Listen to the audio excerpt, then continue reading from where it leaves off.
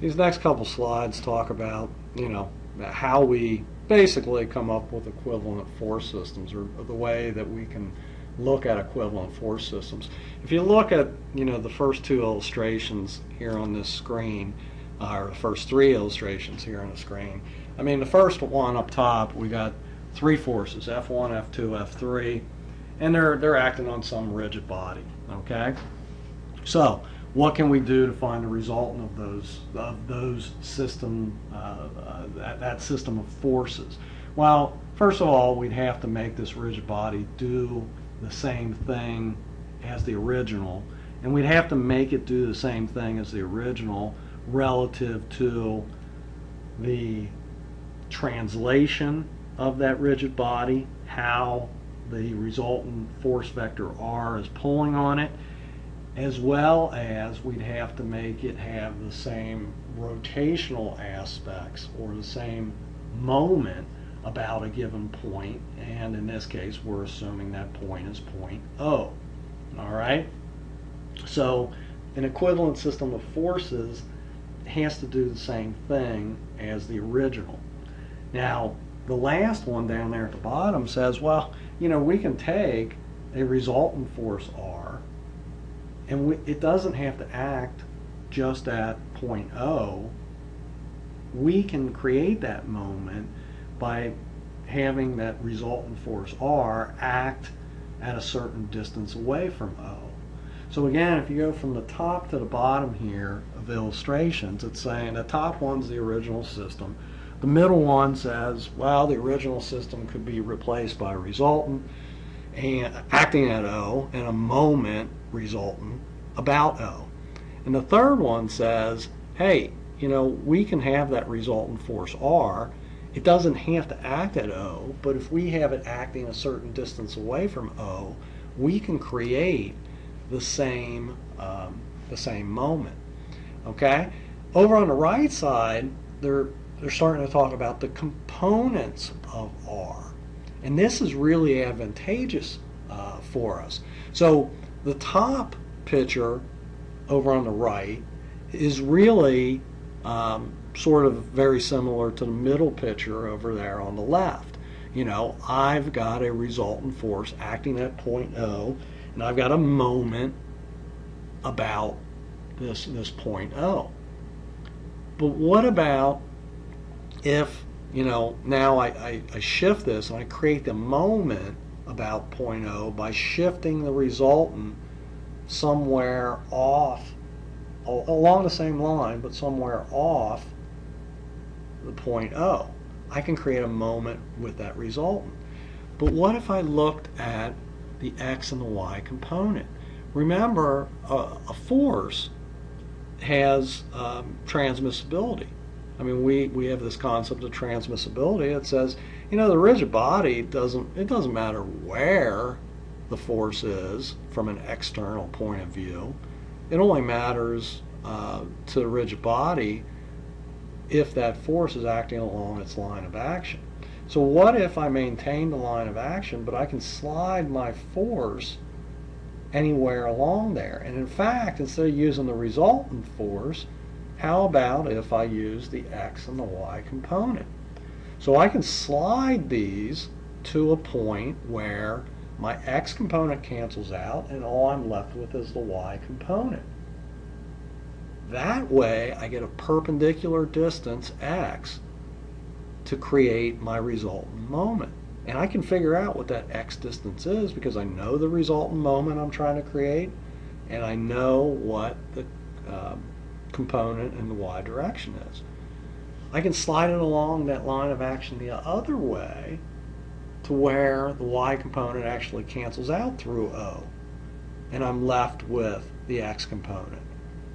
Now the perpendicular distance in that case, and I'm now looking at the lower left-hand portion of the screen, or lower right-hand portion of the screen, the distance there is again what they're calling the Y distance. Okay, and I can calculate that distance. So I can, take that original system, and I can go for the original system up there in the upper left, and I can, break it down to an equivalent system using X, Y components of the resultant force acting at some distance away from point O, which will give me the resultant moment. Okay, so that's a really powerful concept here. In this sample, they asked three things there. Again, what's the equivalent force couple system or force moment system at point A, and then what is it at point B, and then what's the single force or resultant system. Okay, and you can look at these in your book. About point A, the solution, the first thing that I want to do is I want to sum and get the resultant force, which is the sum of all the forces. These are all parallel forces, so again, they're just acting up or down in the positive J or negative J direction. So I'll just sum them all up there, and I come up with a negative 600 newtons J, which means downward J direction, down 600 newtons. Okay? If I want to calculate the moment about point A, again, I can do this. Again, they're showing it to you as the vector cross product. You really, I mean, this is a two-dimensional problem, so really you could just say force times distance, force times distance, force times distance, but we'll do it to vector cross product like they're showing.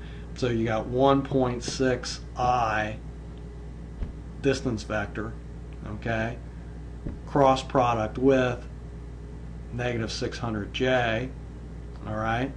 You've got 2.8 I distance vector, okay, from point, these are positive because we're coming from point A, and so that's assumed positive. The cross product with 100J, because this 100 is acting up. And then the last one, 4.8 I unit vector, cross product with negative 250J. I sum all those, you can do a determinant system, but I cross product J is K, so you can really just do this in a scalar fashion too, and you'll come up with 1880 negative K. When I do it around B, there's a couple different ways you can do this. Now what they're going to choose to do is use our little application about a point, instead of using the original point and the moment about the original point, they're choosing a new point, point B, which is fine. I should say you could do this exactly like we did the first one, except we can make our new point, point B. But anyway, the resultant is still the same, okay? And again, what they're choosing to do is, hey, the resultant moment at B is the resultant moment at B plus the new moment created by the resultant times the new distance of BA. Okay? So in this case, you know what the resultant moment is in A. It was the first part, negative 1880. Okay? So what are we going to do now here? What we're going to do here is add to that new moment. You got negative 4.8 I, okay, and that's like going back the other way, times the 600 Newton, well, I'm looking at the top picture here, negative 600 Newton J, okay, and so that gives me 1880 plus, and since I got I times J, they're both negatives, it's a positive, and I come up with 1,000 Newton meters K, all right. Again, you could have found the same thing if you just started this problem and said, hey, I'm choosing point B, and again, sort of go along.